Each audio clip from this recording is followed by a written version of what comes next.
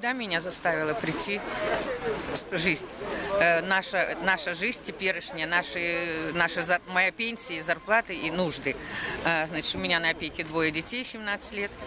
Пособие, которое образование платит 950 тысяч, на них не пропитаться и не говоря уже что-то купить с одежды.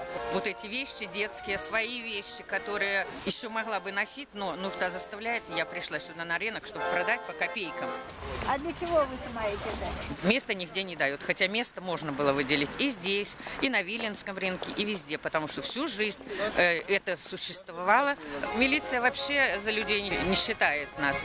Они нас держат под дулом пистолета, как можно сказать так, не разрешают торговать, сами стоят и запрещают нам, и грозят нам, что будут составлять протоколы и будут штрафовать. Прогоняют вообще отсюда, места нигде не дают, хотя люди писали, очень много писали, обращались к властям, но власти, значит, отправляют на скотский рынок, как скота на скотский рынок.